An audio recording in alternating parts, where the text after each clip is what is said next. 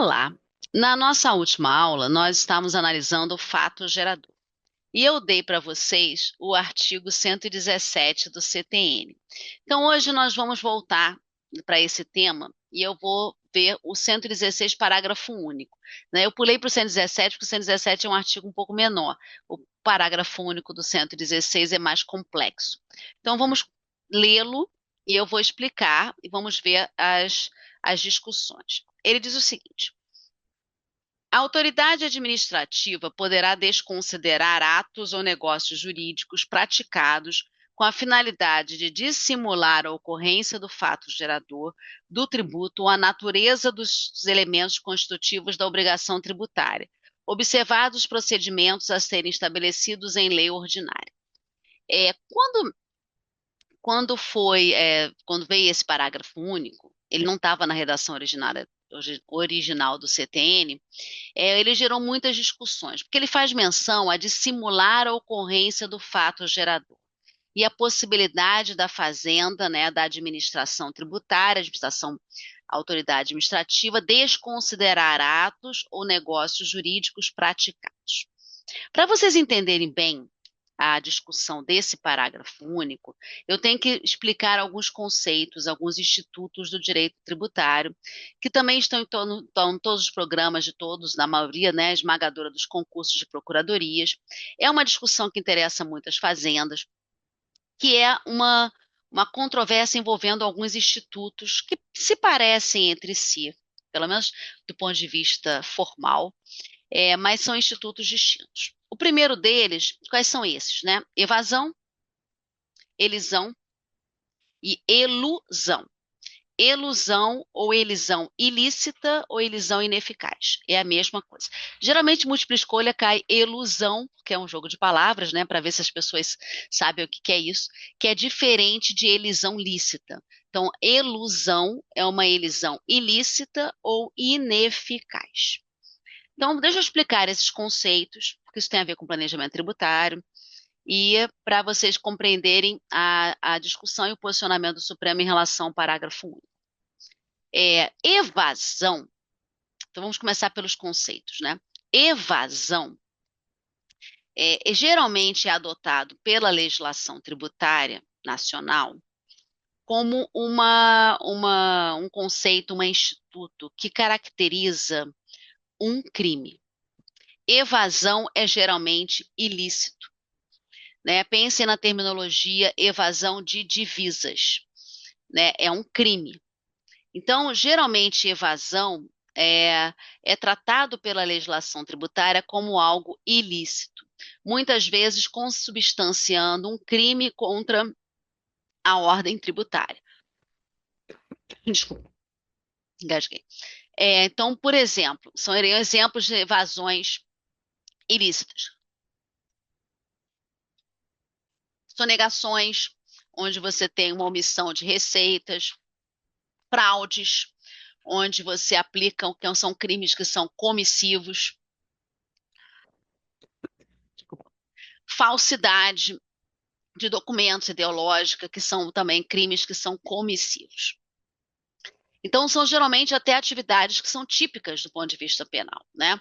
Sonegação é sempre omissivo, fraudes e falsificações são crimes comissivos, são ações, né, comissivos. Então, esse é o conceito que geralmente a legislação adota. Nem sempre existe uma uniformidade de terminologias no direito tributário nacional. Então, por exemplo, tem autores como o saudoso professor Ricardo Lobo Torres, que vislumbram a possibilidade de eu ter uma evasão que seja lícita. Quando, por exemplo, você deixa de praticar um fato gerador, uma hipótese de incidência, para economizar imposto. Então, por exemplo, você não adquire um veículo porque você não quer gastar com IPVA. Então, isso é lícito, né? Você deixa de realizar aquele fato gerador e, nesse caso, você não paga, obviamente, o tributo. Então, eu não compro um imóvel, prefiro morar de locação, porque eu não quero pagar o IPTU. Eu prefiro andar de Uber, de táxi, porque eu não quero ter um veículo que vai trazer um gasto grande com IPVA. Então, para o professor Ricardo Lobo Torres, evasão pode ter um conceito, vamos dizer assim, lícito, quando ele está nessa conceituação, nessa definição. Mas, geralmente, evasão pela legislação, né, normalmente é ilícito. O que é elisão? A elisão já é como regra lícita. O que é elisão? Elisão está relacionada com a ideia de planejamento tributário e tem a ver com forma do negócio jurídico. Vocês vejam que o parágrafo único trata de desconsiderar negócios, atos. Então, isso tem muito a ver com a ideia de elisão. O que é uma elisão? É quando você vai fazer uma economia de tributo, adotando uma das formas jurídicas que a lei lhe autoriza para a prática do ato. Por que é lícito? Porque a lei vai te dar várias opções, várias formas para você obter o mesmo resultado. Então, vários tipos de contratos, vários tipos de alternativas jurídicas para você chegar no mesmo resultado. Todas válidas. E você vai escolher aquela que te trouxer uma maior economia de tributo. Então, por isso, você não é obrigado a pagar tributo, né? Pagar, assim, não pagar tributo se você tem, mas assim, pagar tributo mais alto. Se você tem uma alternativa legal para que te gere uma economia, né? Por que não adotá-la? Então, por exemplo, elisões lícitas. Você tem vários tipos de sociedade. Aí você vai analisar, de acordo com a sua realidade, o que é mais vantajoso para você. É você ser uma limitada? É você ser uma sociedade em conta de participação? É você ser uma sociedade empresária? É você abrir um MEI? O que é mais interessante? Né? Você tem um sistema que é o simples, você se enquadra no simples, mais você o simples optativo, é facultativo. Te interessa se adotar e se enquadrar no simples, ou seria melhor você adotar uma outra forma societária, que, por exemplo, que para o ISS vai te trazer um tratamento, uma isenção, um benefício fiscal que lhe é mais vantajoso. Então, dependendo do tipo de sociedade, dependendo do regime que você vai adotar, você vai ter uma economia de tributos. Isso é uma elisão lícita, né? Por exemplo, eu quero transferir meu patrimônio para os meus filhos. Como é que eu posso fazer essa transferência de patrimônio? Está na moda, né? Sucessão empresarial, né? Você planejamento sucessório. Então, você tem várias opções. Então, tem gente que cria empresa, transfere as empresas familiares, os holdings familiares que estão no auge, né? Transfere patrimônio para o holding. é, Tem gente que faz isso para blindar patrimônio, né? Para fugir de credor. Mas, dentro de um planejamento sucessório, você poderia transmitir para aquele holding e você ter efetivamente. Por isso que, em geral, ela é lícita, não sempre. Às vezes tem abuso de forma, mas, em geral, ela é lícita, tá? E aí você vai ter lá, você tem lá uma empresa, você transfere seu patrimônio, os filhos todos são sócios daquela empresa, então você tem uma forma de você, quando um dos sócios falecer, você fixa uma regra dentro daquele holding, né, de quem aquela cota vai para um outro sócio, então você é uma forma de fazer sucessão para empresário, planejamento sucessório, né? Você pode fazer via empresa, você pode transferir diretamente para os filhos, você pode fazer uma doação, e aí vai incidir um imposto de transmissão causa-morte e doação. Eu posso deixar tudo no inventário, e aí vai incidir o causa-morte quando a pessoa falecer. Eu posso fazer um testamento, né? Eu posso deixar um legado. Então, assim, você tem várias formas e de várias maneiras. Doação com reserva de usufruto. Cada um tem um tipo de uma tributação diferente. E aí eu vou escolher dentro das formas jurídicas aquela que me gera uma economia. Isso é lícito, né? Regra lícita. Geralmente, elisão, ela lícita, quando é lícita, ela ocorre antes da ocorrência do fato gerador, antes, porque é planejamento. O fato gerador ainda não ocorreu, a morte não ocorreu. Então você planeja antes. Então, geralmente você faz uma elisão, quando ela é lícita, ela é anterior ao fato gerador. Sempre tem que ser assim? Não. Eu vou dar um exemplo de uma elisão que é lícita, mas é posterior ao fato gerador. Imposto de renda. Quando você tem a declaração, você fazer a declaração do imposto de renda, você pode declarar com formulário completo ou formulário simplificado. A próprio site da Receita Federal, né, lá, o programinha que você baixa, diz lá, né, qual que você quer optar? Você quer esse ou esse? O que que você vai fazer? Você vai lá, clica, qual que é mais econômico para você, você vai e escolhe. Isso é uma elisão lícita, é um planejamento tributário lícito posterior ao fato gerador, porque o fato gerador ocorreu, né, a aquisição de renda aconteceu no ano base. Você declara no ano seguinte. Isso é uma elisão lícita? Tem a ver com forma, tem a ver com escolhas de práticas de negócios jurídicos ou de atos, né, de formatações que a lei te autoriza e que eventualmente gerem economia, ok? Então, tudo isso é válido. Só que em alguns casos, essa elisão, ela deixa de ser lícita e passa a ser ilícita. E aí nós estamos no campo da elusão. Elusão. Que é a elisão ilícita. Eu não estou tratando de crime. Vocês vejam que evasão é crime. Elisão ilícita ou elusão, ela não é necessária, ela não é um crime, ela não tipifica como crime, mas ela envolve um abuso de forma, um abuso de direito, né? Uma simulação, você sai do campo da licitude para um campo da ilicitude. Às vezes é uma zona cinzenta, né? O que as pessoas às vezes chamam de planejamento tributário, não é bem planejamento tributário, né? É você fazer, bloquear patrimônio para fugir de credor. Isso é uma outra coisa. Então aí você já está no campo de uma elisão que é ilícita, uma elusão. E aí, um exemplo clássico da doutrina, que todo mundo concorda que é uma ilusão, aquilo que é pacífico, porque tem muita zona cinzenta, né? Muitos negócios que depois a fazenda acaba achando que é ilícito e gera uma discussão porque o contribuinte defende que aquilo ali é planejamento tributário. Então, assim, mas o que todo mundo concorda? O que todo mundo concorda que é ilusão, que é ilícito? São os negócios jurídicos simulados. É por isso que o 116, parágrafo único, faz menção a atos ou negócios que tenham finalidade de simular a ocorrência do fato gerador. Porque a forma mais comum de você considerar uma elisão como ilícita é tendo negócio de simulado. É ter uma simulação absoluta ou uma simulação relativa. Que é um vício do negócio jurídico, né, pelo Código Civil, e que pode gerar a nulidade daquele ato. Então, o que que você faz? Exemplo clássico dos livros que nos interessam, um exemplo simples, que eu sempre dou, porque eu acho que é o mais fácil, é você ter, por exemplo, você faz uma compra e venda, que você bota lá no contrato um preço, para caracterizar a compra e venda, né? O que caracteriza a compra e venda é o preço, e aí você tem, mas na verdade não tem transferência de dinheiro. Na verdade, a real vontade das partes é fazer uma doação. Só que ela bota um preço só para enrolar, para enganar. Aquilo ali é um negócio que é simulado, ok? Eu tenho um vício que é do negócio jurídico, é uma simulação. Você pratica um ato querendo esconder um outro ato. Né? Por que que você faz isso? Porque a compra e venda, por exemplo, no Rio de Janeiro, a alíquota é de 3%, para imposto ITBI.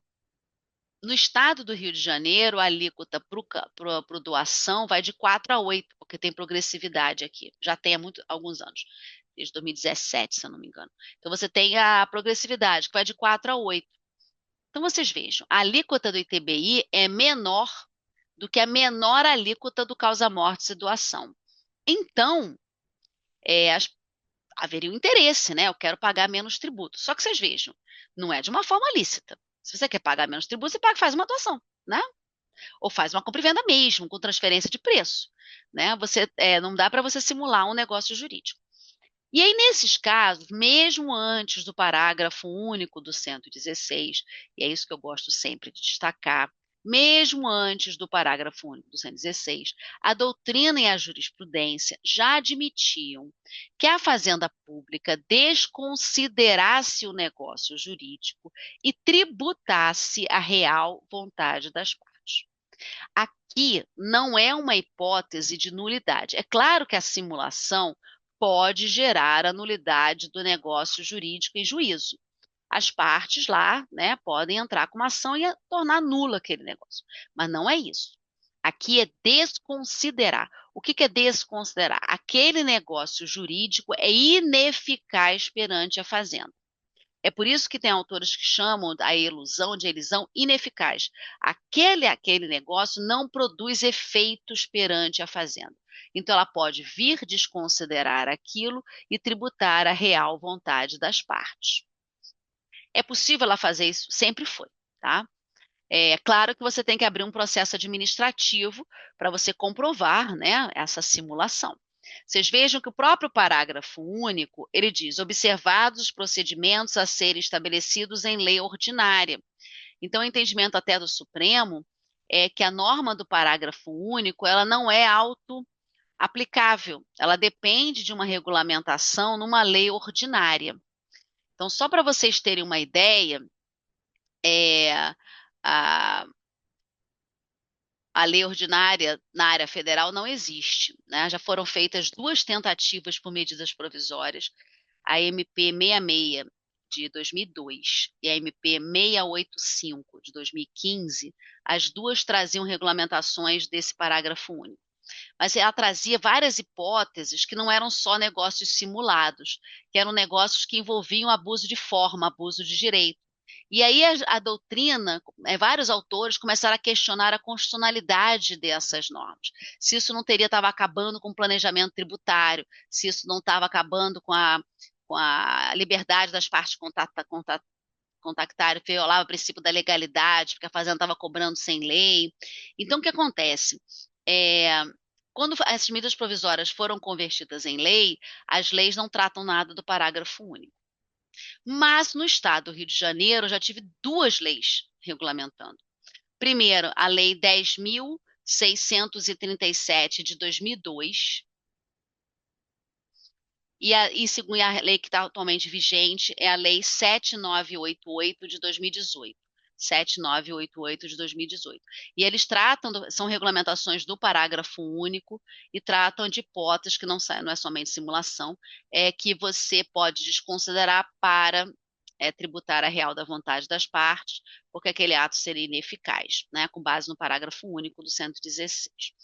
É interessante porque a Lei 10.637 de 2002 trazia uma norma que se chama de norma geral anti-elisiva, né? Que era no direito comparado, né? Que é algo que a Receita Federal, porque por mais que não tenha lei, né, você tem muitas discussões envolvendo desconsideração. E aí é interessante, né? As pessoas me perguntam assim, André, mas você está dizendo que depende de procedimento, de lei prevista ordinária, a União não tem lei ordinária, então ela nunca desconsidera? Não, ela só não aplica o parágrafo único. A discussão vem por um outro artigo, que é o artigo 149. Porque o 149 já existia, ó, desde a redação originária do CTN. Então, é estados e municípios e a União que não tem lei, município do Rio não tem lei. Eles fazem o mesmo raciocínio, né, a mesma desconsideração, mas com base no outro artigo, que é o 149, que permite a revisão de lançamentos ou lançamentos de ofício, é, em casos como, por exemplo, o inciso 4º, quando se comprove falsidade, erro, omissão,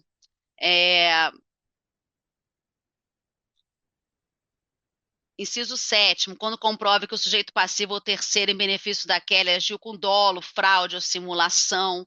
Então, na verdade, simulação, tá vendo? Então, dá para você fazer essa mesma desconsideração e fazer um lançamento de ofício, claro, dentro de um processo administrativo tributário, mas aí geralmente é o processo administrativo tributário geral, né, da cliente, com base no 149. Aí você foge das discussões todas do parágrafo único do 116, tá?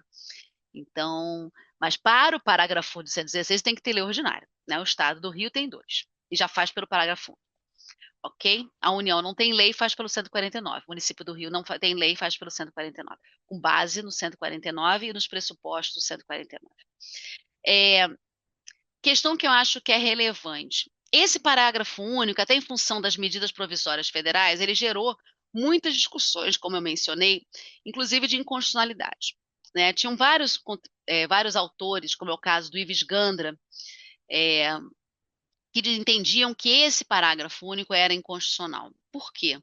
porque violava o princípio da reserva legal, violava o princípio da legalidade, porque a Fazenda queria desconsiderar em outros casos que não havia simulação, e que isso acabaria com planejamento tributário lícito.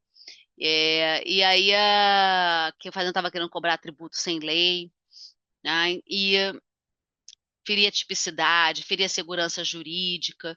E aí a questão chegou ao Supremo, que julgou uma ADI, que é a ADI 2446. As principais alegações eram legalidade, tipicidade, legalidade estrita, tipicidade fechada, e que violava a segurança jurídica. E nessa ADI 2446, o Supremo Tribunal Federal entendeu que o parágrafo único era constitucional. Por quê? Porque ele só se aplicava em casos onde o fato gerador ocorreu. Só que a parte escondeu esse fato jurídico, dissimulou aquele fato jurídico. De várias formas, não necessariamente só com um negócio jurídico simulado, né? Em casos onde você teve abuso de direito, abuso de forma. E aí o Supremo Tribunal Federal entendeu que ele era constitucional, que sim, você podia efetivamente desconsiderar, porque ali você tinha um vício. Né? Então, não é que você estava impedindo a pessoa de fazer planejamento tributário, né? Na verdade, é como se fosse uma norma geral, não anti-elisiva, mas anti-elusiva. É interessante que a ministra Carmen Lúcia até falou isso. Olha, na verdade, ela é mais uma norma geral anti-elusiva, que evita elisões ilícitas, do que elisiva, porque ela não está impedindo planejamentos tributários. O que ela está impedindo é que você pratique atos com abuso de forma, de direito ou com simulações para esconder um fato gerador que realmente ocorreu, simplesmente porque você não quer pagar o tributo. Né? Então, esse parágrafo único é para os casos de elusão.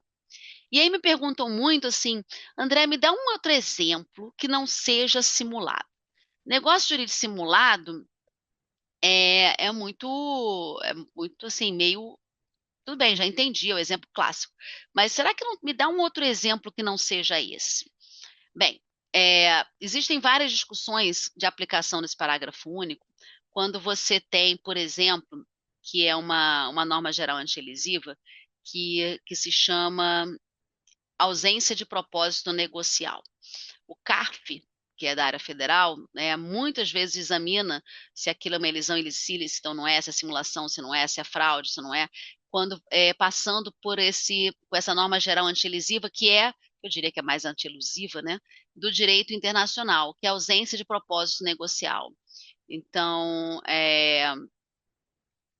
o que significa isso? São pessoas que praticam atos sem nenhuma finalidade comercial, simplesmente para bloquear patrimônio, simplesmente para fugir da tributação, né? Você cria pessoas jurídicas fantasmas, você cria uma série de pessoas jurídicas que não funcionam, que são simplesmente para você blindar patrimônio, né? Quando eu falo bloquear patrimônio, é blindar patrimônio, né?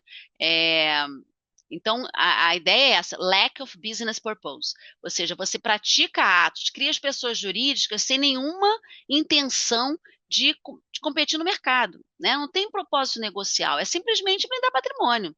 É você fazer negociações através de interpostas de pessoas jurídicas para fugir do ITBI, é claro que são hipóteses que têm que ficar muito bem provadas, são de abuso de forma, abuso de direito, né? Porque você tem regras, até na lei das SAs, para você criar pessoas e até grupos econômicos, com autonomia financeira, com autonomia administrativa, né? Só que tem pessoas jurídicas que são criadas que não tem nada, mesmo endereço, 3 empresas no mesmo endereço, só para você fazer de conta que a empresa surge.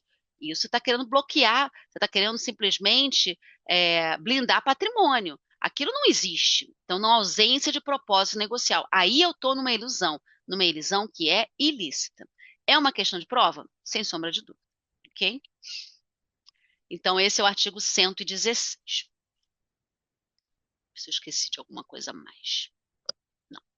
Artigo 118 é o último que eu vou dar para vocês de fato gerador. Ele diz o seguinte: a definição legal do fato gerador é interpretada abstraindo-se.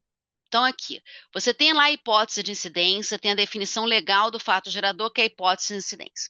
Para você saber se aquela hipótese de incidência aconteceu ou não, você deve abstrair. da validade jurídica dos atos efetivamente praticados pelos contribuintes responsáveis ou terceiros, bem como a natureza do seu objeto. Então, deixa eu explicar isso. Quando você tem uma autoridade, né, fazendária, ela vai verificar se aquela compra e venda gera incidência do ITBI ou não. Ela não vai perguntar se o objeto é lícito, se as partes são capazes, se tem negócio simulado. Não.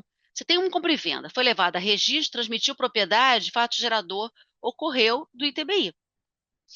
O ITBI é devido, surgiu obrigação tributária, você vai ter que recolher o tributo. Tá? Você recolhe o tributo até antecipadamente. Você não vai verificar a validade. Né? Você não exige essa verificação. Agora, vocês vejam, quando eu falei que desconsiderava o negócio jurídico que é simulado, o negócio jurídico vai continuar lá registrado como compra e venda. A fazenda desconsidera e ela tributa a real vontade das partes. Né? No meu exemplo, compra e venda escondendo uma doação. O Estado vai lá, abre um processo administrativo, comprova que é simulado, cobra o ITD. Mas na compra e venda continua registrada, você já pagou ITBI. Ok? Não é caso de nulidade. E isso é importante, porque muitas vezes você pode perguntar assim, mas Andréia, dentro dessa sistemática, eu não entendi. Ele vai pagar 2 vezes? Ele pagou a compra e venda, porque né, o município olhou lá, inciso 1, ele não vai verificar, a compra e venda levada a registro, gerou, né, ocorreu fato gerador, cobrou ITBI. O Estado abre um processo, desconsidera aquela forma e diz, não, aqui é um negócio simulado e cobra ITD. Ele não está cobrando 2 vezes? Você não pode entrar em juízo dizendo que é um bis in idem, uma dupla incidência. Aí vocês vejam, qual é o fundamento dessa ação? O contribuinte vai entrar em juízo dizendo assim, olha, eu simulei, realmente escondi, o Estado descobriu. Agora eu não posso pagar 2 tributos, não dá. Ou seja, lembrem-se até no direito civil, fora o 118, tá? Inciso 1 que isso não importa a validade. Se realizou o fato gerador que está na norma, acabou. Mas, pensem no direito civil. Ninguém pode se beneficiar da própria torpeza, né? Se ele praticou um negócio jurídico simulado, ele tem consequências, né? Eventualmente, ele vai ter que pagar 2 tributos. Porque isso não é justificativa para restituição. Não é justificativa para anulação. Okay? Agora, vejam, hipótese distinta. Aquele negócio jurídico foi praticado por partes incapazes ou por simulação. Alguém entrou com a ação na justiça para anular a compra e venda com base na simulação, com base na incapacidade das partes, e o Poder Judiciário invalida aquele negócio jurídico, anula aquele negócio jurídico, numa ação privada, não tem nada a ver com o fisco, e transita em julgado aquela decisão anulando. Na hora que você anula a compra e venda, o juiz determina o cancelamento do registro. O registro é cancelado. Nesse momento, você tem direito à restituição. Esse é o entendimento do STJ. Okay? Por quê? Porque o motivo de você cobrar o ITBI, que foi o registro, ele foi anulado por decisão definitiva do Poder Judiciário. Aí não tem justificativa para a cobrança, mas é diferente de quando o negócio está lá perfeito e bonitinho no registrado. Ok?